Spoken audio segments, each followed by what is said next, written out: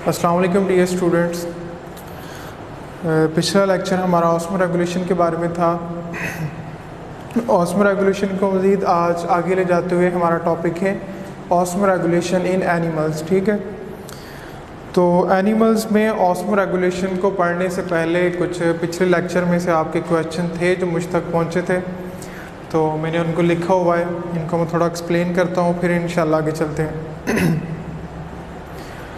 अच्छा जी, देखिए पहला क्वेश्चन था how homeostasis maintain water conservation, कि होम्योस्टेसिस जो है किस तरह वाटर कंजर्वेशन को मेंटेन करती है, यानी जब पानी की शॉर्टेज है तो होम्योस्टेसिस किस तरह हमारी बॉडी में पानी को बहुत ही अक्लमंदी से यूज़ करती है, उसको ज़ाया नहीं होने देती। तो इसमें सबसे इम्पोर्टेंट रोल जो है हमारी किडनीज़ का है। Nephron the basic structural and functional unit of life आपने पढ़ा होगा पिछली क्लासेस में भी।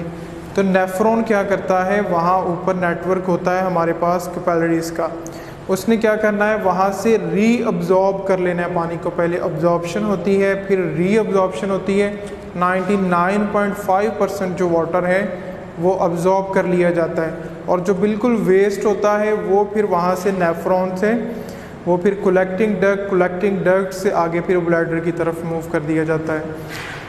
अच्छा, इसमें समझने की बात यह है कि जब भी हमारी बॉडी में पानी की कुछ कमी होती है, एक तो हमारा जो ब्रेन है, हमारे यहाँ ब्रेन हमें पता है कंट्रोल सेंटर है, हमारे ब्रेन से एक स्पेसिफिक जो है मैसेज आता है हाइपोथैलेमस से। हाइपोथैलेमस जो है एक स्पेसिफिक हार्मोन रिलीज़ करता है जिसका नाम है एंटी डाययूरेटिक हार्मोन, ADH जिस पे कहते हैं। अब वो ADH हार्मोन जो है सीधा आके एक्ट करता है हमारे नेफ्रॉन के ऊपर, और नेफ्रॉन से वो क्या करवाएगा, पानी को मैक्सिमम अब्जॉर्ब करवा लेगा। जो पानी की शॉर्टेज होगी वहाँ से पानी को कंजर्व करके बॉडी का हिस्सा बनाया जाएगा। देखिए ज़रा,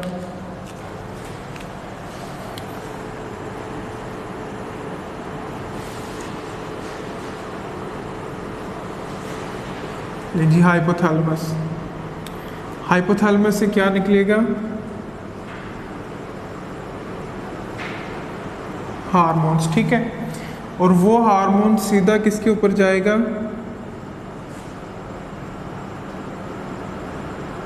नेफ्रॉन के ऊपर। और ये हार्मोन कौन सा होगा, ADH एंटी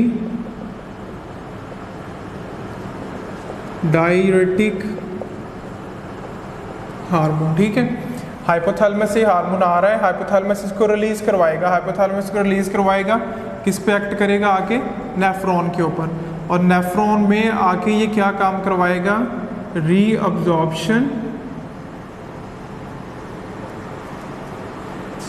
ऑफ वाटर। ठीक है, वाटर वहाँ से रीअब्जॉर्ब हो जाएगा।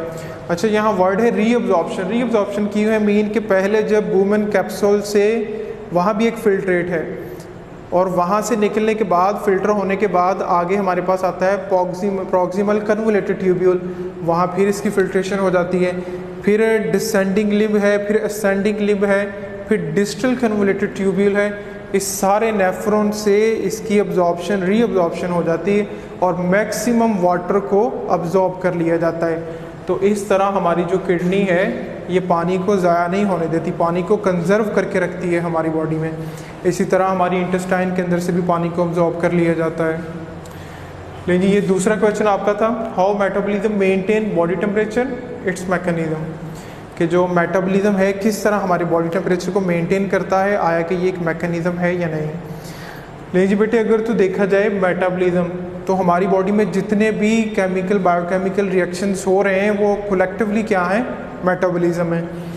तो बजाते खुद तो ये केमिकल रिएक्शंस हैं, लेकिन जब टेम्परेचर को कंट्रोल करने की बारी आती है, तो मैंने पिछले लेक्चर में भी कहा था कि लेट्स सपोज हमारा एक सेट पॉइंट है,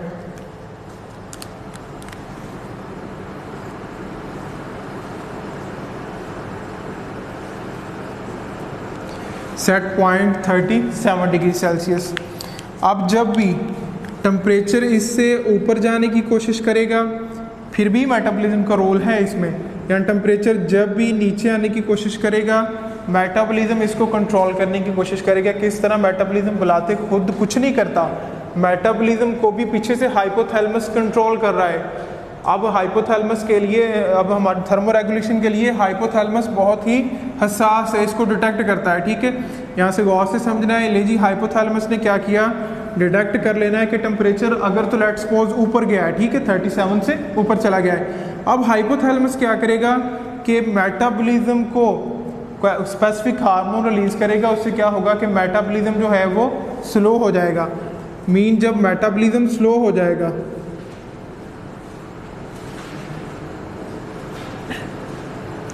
मेटाबॉलिज्म स्लो हुआ, मीन के मेटाबॉलिज्म के दौरान हीट भी इवॉल्व होती है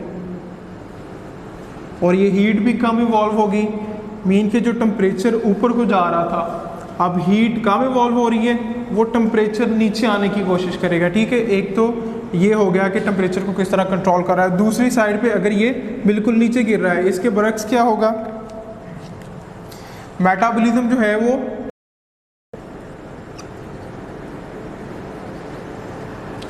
मेटाबॉलिज्म हमारा जो है वो इंक्रीज हो जाएगा। जैसे ही मेटाबॉलिज्म बढ़ेगा, इट्स मीन कि जो प्रोडक्शन ऑफ हीट है ये भी ज़्यादा होगी। अब जब प्रोडक्शन ऑफ हीट ज़्यादा हुई,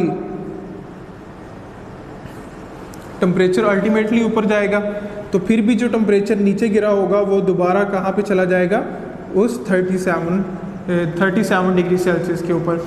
एक तो ये मैकेनिज़्म है, और दूसरा मैकेनिज़्म जो है आपने सुना होगा, ब्राउन फैट हमारी बॉडी के अंदर होती है।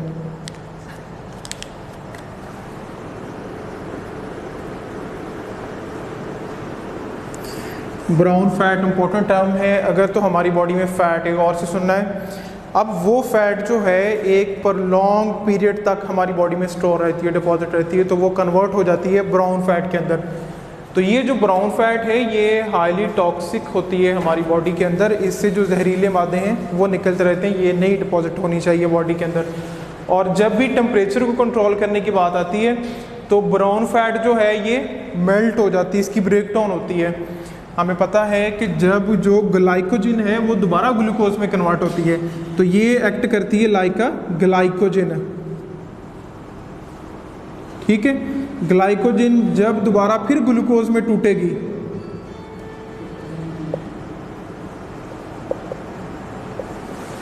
तो साथ में क्या चीज़ पैदा होगी,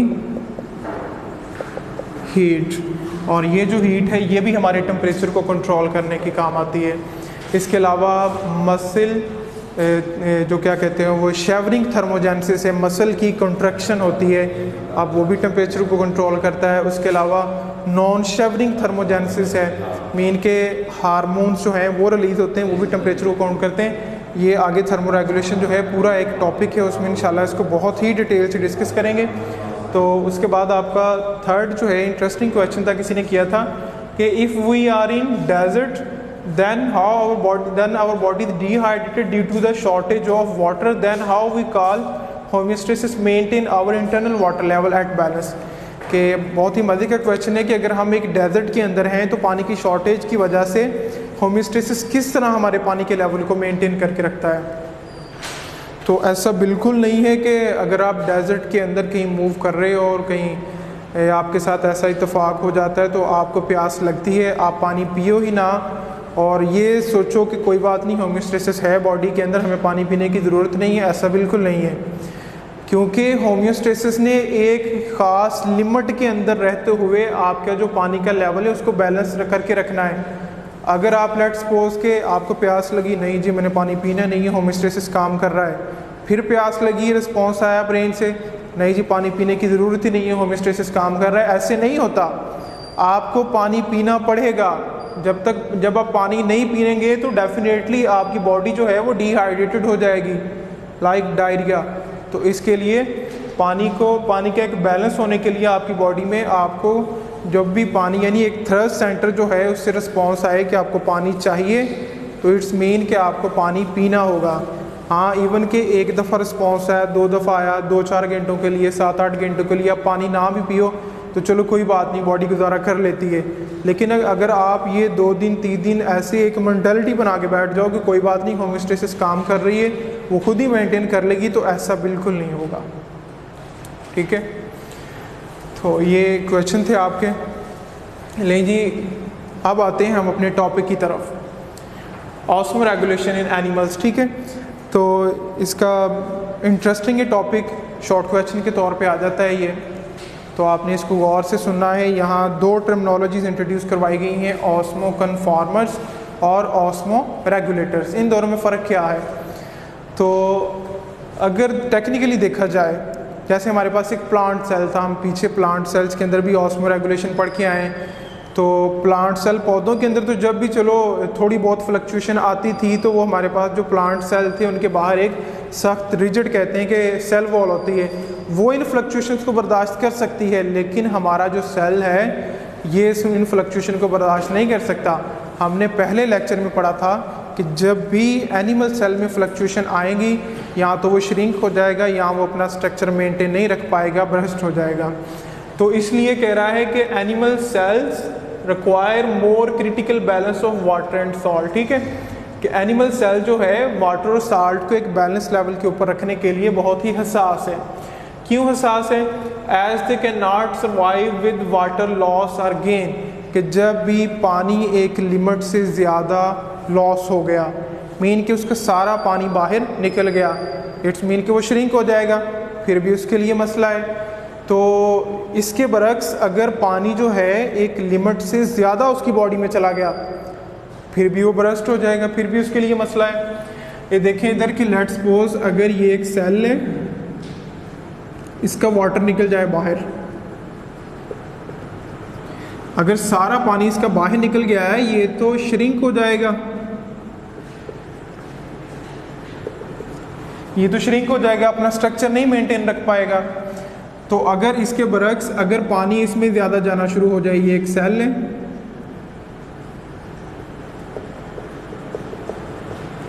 पानी इसमें बाहर से ज़्यादा जा रहा है। अब अगर इसमें पानी बाहर से जा रहा है तो ये ख़तरा है कि कहीं ये बर्स्ट ना हो जाए, क्योंकि प्लांट सेल के बाहर तो सेल वॉल थी, उसकी खासियत है वो सख्त होती है, हार्ड होती है, इतनी जल्दी बर्स्ट नहीं होने देती। लेकिन जो एनिमल सेल है, हमारी प्लाज्मा मेम्ब्रेन जो है वो थिन होती है, उसमें इलास्टिसिटी होती है लेकिन एक ख़ास लिमिट तक, तो लिहाजा एनिमल सेल के बर्स्ट होने का ज़्यादा चांसेस होते हैं। रेंजी कह रहा है कि वाटर इज़ कंटिन्यूसली एंटरिंग और लिविंग द सेल्स। ठीक है, पानी जो है कंटिन्यूली कभी सेल में चला गया, कभी सेल से बाहर निकल गया। सेल्स में कभी चला गया तो बर्स्ट हो जाएगा, ज़्यादा सेल से बाहर निकल गया तो श्रिंक हो जाएगा। हाउएवर ताहम water and salt quantities kept in balance, तो इसके लिए पानी और साल्ट के जो एक नॉर्मल लेवल है उसको बॉडी में बरकरार रखना बहुत ही ज़रूरी है। अगर हम ऐसा नहीं कर पाते, अल्टीमेटली या तो हमारा सेल श्रिंक हो जाएगा या बर्स्ट हो जाएगा। लिहाजा ये बैलेंस बहुत ज़रूरी है, इसको अचीव करना। ले जी, इसको कैसे अचीव कर सकते हैं? हम एनिमल्स को दो क्लासेस में कैटेगराइज करवाते हैं। किस तरह? There are two main approaches to maintain this balance. वो कौन सी हैं? एक हमारे पास ऑस्मो कन्फॉर्मर्स और दूसरी ऑस्मो रेगुलेटर्स। इनमें क्या फ़र्क है देखते हैं इसको।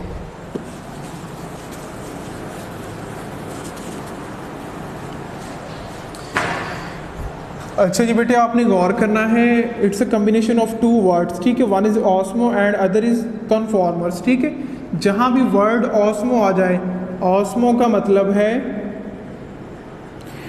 यानी related to water and salt concentration. ठीक है, कन्फॉर्मर्स का क्या मतलब है? कन्फॉर्मर्स का मतलब है मुताबिकत।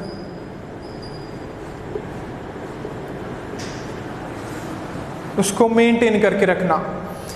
ये तो हो गया ऑस्मो कन्फॉर्मर्स। ऑस्मो रेगुलेटर क्या चीज़ है? ऑस्मो रेगुलेटर का मतलब है कि वाटर साल्ट की मकदार को रेगुलेट करने वाले, रेगुलेटर जो इसको कंट्रोल कर सकते हैं। देखते इधर हमारे पास ऑस्मो कन्फॉर्मर्स हैं। ऑस्मो कन्फॉर्मर्स का मतलब है कि in these animals body fluid are kept isotonic to external environment. Osmo conformers वो एनिमल्स होते हैं जिनमें उनका जो बॉडी फ्लूइड है वो आइसोटोनिक होता है। ये रहते ही ऐसे एनवायरनमेंट के अंदर हैं जहां इनको बहुत कम फ्लक्चुएशन का सामना करना पड़े और इनका जो एक्सटर्नल और इंटरनल एनवायरनमेंट है वो ऑलमोस्ट एक जैसा होता है, इसलिए हम इनको क्या कहते हैं, आइसोटोनिक।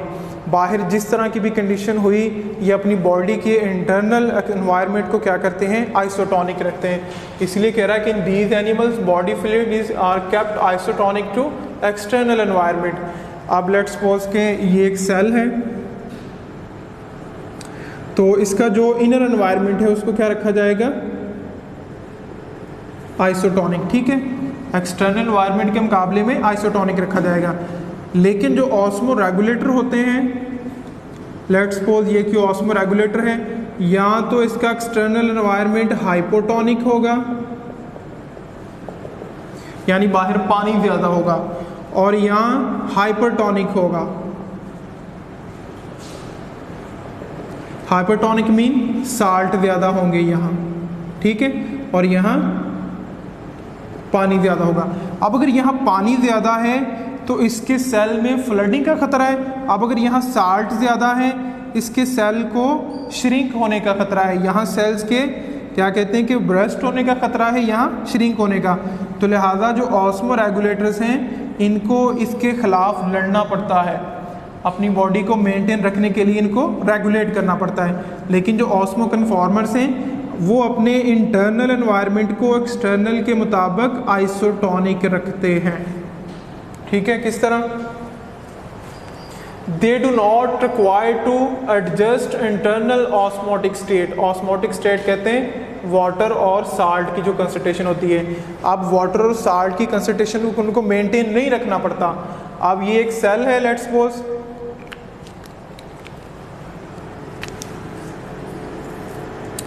आइसोटोनिक। तो जैसा भी बाहर इनका एनवायरनमेंट हो, तो ये अपना इंटरनल जो है उनको आइसोटोनिक रखते हैं। ये जो आइसोटोनिक एनिमल्स होते हैं ये बहुत ही रेयर होते हैं, ये ज़्यादा तादाद में नहीं पाए जाते। There is no discharge of water और साल्ट इन एक्सटर्नल एनवायरनमेंट। तो कह रहा है कि इनके बाहर वाले एनवायरनमेंट में कोई डिस्चार्ज नहीं होता, किस चीज़ का, वाटर एंड साल्ट का। ना तो ये अपने वाटर को बाहर रिलीज़ करते हैं, ना ही अपने साल्ट को बाहर रिलीज़ करते हैं। जब वाटर, ना तो वाटर बाहर जा रहा है ना ही साल्ट बाहर जा रहा है, इट्स मीन कि ये आइसोटोनिक है। अब ना तो सेल के अंदर कोई चीज़ जा रही है ना सेल से बाहर आ रही है, इट्स मीन कि इनको कोई ख़तरा नहीं है। लेकिन आप यहाँ देख सकते हैं, अगर यहाँ पानी ज़्यादा था, पानी के सेल्स में जाने का खतरा है। अगर यहाँ साल्ट ज़्यादा हैं तो पानी का बाहर निकल जाने का ख़तरा ज़्यादा होता है। लेकिन यहाँ ऐसा कुछ भी नहीं है, क्योंकि ना ही कोई चीज़ सेल के अंदर आ रही है ना ही सेल से कोई चीज़ बाहर जा रही है। तो इनकी एग्जांपल दे रहा है, ऑल द मरीन इनवर्टिब्रेट्स, यानी समंदरों में पाए जाने वाले जितने भी इनवर्टिब्रेट्स हैं वो हमारे पास क्या हैं, वो हमारे पास ऑस्मो कन्फॉर्मर्स हैं। लेकिन एक केस है, अमंग वर्टिब्रेट्स, वर्टिब्रेट्स में सिर्फ एक फिशेज़ है हमारे पास, हैग फिशेज़, सांप की तरह की मछली होती है ये, are isotonic to marine water, ठीक है। लेकिन सिर्फ ये जो है वो आइसोटोनिक होती है अपने मरीन वाटर के अंदर, बाकी जितने भी हैं वो सारे क्या हैं, इनवर्टिब्रेट्स हैं। अच्छा जी, आगे हम बात करते हैं ऑस्मो रेगुलेटर्स की। ऑस्मो रेगुलेटर कौन से ऑर्गेनिजम्स हैं, animals those body fluid concentration is differ from outside environment. अब जैसे कि मैंने ये बात की है, ये एनिमल्स है ना, इनके बाहर का जो एनवायरनमेंट था वो उसके लिहाज से ये अपने बॉडी फ्लूइड को चेंज कर रहे थे। अब लेट्स सपोज कि अगर यहाँ पानी ज़्यादा है तो पानी इनके सेल्स में ज़्यादा चला जाएगा। अब अगर यहाँ साल्ट ज़्यादा है तो हमने पढ़ा था, एक रूल था कि जहाँ साल्ट ज़्यादा होते हैं पानी भाग के उधर चला जाता है, तो यहाँ से पानी बाहर निकल के चला जाएगा, यानी उल्ट हो रहा है, ठीक है। हाइपोटोनिक के अंदर यहाँ फ्लडिंग होने का खतरा है, सेल बर्स्ट हो जाएगा। हाइपोटोनिक के अंदर पानी के बाहर निकल जाने का खतरा है। तो इन दोनों कंडीशन से लड़ने के लिए ऑस्मो रेगुलेटर्स को क्या करना पड़ता है वो देखते हैं। सबसे पहले कह रहा है कि they require to adjust internal osmotic state actively. इस बात को आपने समझना है, एक्टिवली।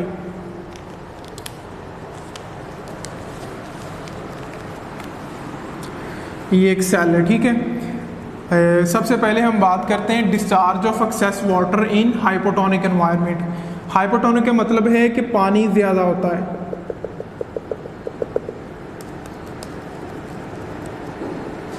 हाइपोटोनिक एनवायरनमेंट, ठीक है। हाइपोटोनिक मीन के पानी ज़्यादा होगा। अब कह रहा है कि discharge of excess water in hypotonic environment. अब बाहर तो पानी वैसे ही ज़्यादा है, अगर इनके सेल में पानी ज़्यादा है तो पानी को बाहर निकालने के लिए अब डेफिनेटली अगर कोई चीज़ किसी जगह पे कम है, अगर कम से ज़्यादा की तरफ जाएगी, कम से ज़्यादा की तरफ जाएगी, इट्स मीन कि उसको एनर्जी यूज़ करना पड़ेगी, उसको एनर्जी यूज़ करना पड़ेगी। अगर कोई चीज़ ज़्यादा से कम की तरफ आ रही है, इट्स मीन कि उसको एक्सपेंडिचर ऑफ एनर्जी कुछ नहीं होगा। अब लेट्स सपोज के मार्कर है, इसको मैं यहाँ से छोड़ूँ तो ये मैं फोर्स ना भी लगाऊँ तो नीचे चला जाएगा, लेकिन जब इसको नीचे से ऊपर लाना पड़ेगा तो इसके ऊपर हमें वर्क करना पड़ेगा। यही इस तरह है कि discharge of excess water in hypotonic environment. अगर ये हाइपोटोनिक एनवायरनमेंट है, इट्स मीन कि बाहर पानी की कंसंट्रेशन ज़्यादा है। अगर यहाँ से पानी निकालना है ना, एक्सेस कह रहा है कि access water in hypotonic environment, अब पानी जो है ज़्यादा अगर एक्स्ट्रा है, एक्स्ट्रा वाटर, उसको बाहर कह रहा है कि रिमूव करना है, किसमें? हाइपोटोनिक एनवायरनमेंट में। हाइपोटोनिक में हमें पता है कि पानी की जो कंसंट्रेशन है वो ज़्यादा होती है। अब देखो कि यहाँ पानी जो है वो तो है कम, यहाँ ज़्यादा है। अब यहाँ कम से ज़्यादा की तरफ चीज़ों को धक्का लगाने के लिए हमें एनर्जी की ज़रूरत होती है, इसीलिए वो क्या कर रहा है? एक्टिवली। ठीक है। दूसरी बात वो क्या कर रहा है? Discharge excess salt in hypotonic environment. तो अब हाइपोटोनिक का मतलब है कि हमारे पास एनवायरनमेंट है, उसमें साल्ट कंसंट्रेशन क्या है? ज़्यादा। ये सेल है और ये हाइपोटोनिक एनवायरनमेंट।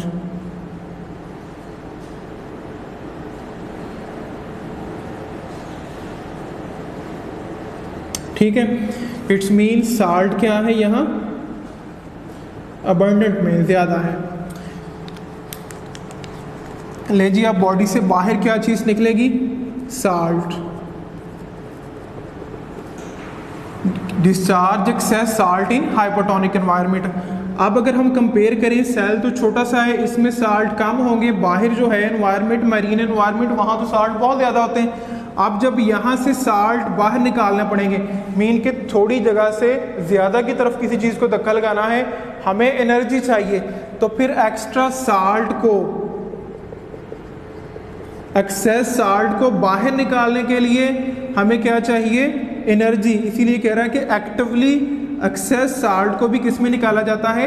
हाइपरटोनिक एनवायरनमेंट के अंदर। इसलिए कह रहा है कि discharge excess salt in hypertonic environment. अब यहाँ उसने बात की थी discharge of excess water in hypotonic, के सेल के अंदर अगर एक्स्ट्रा वाटर है तो उसको बाहर निकालने के लिए भी एक्टिवली काम करना पड़ता है, एनर्जी यूज़ करना पड़ती है। एक्स्ट्रा साल्ट को भी बाहर निकालने के लिए एनर्जी यूज़ करना पड़ती है। तो इसकी एग्जांपल है हमारे पास कार्टिलेजियस फिशेस। ठीक है, ये हमारा आज का टॉपिक था। इंशाल्लाह आगे हम इसको कैटेगराइज करवाएंगे, osmo regulation at different environment. तब तक के लिए थैंक यू, अल्लाह हाफिज़।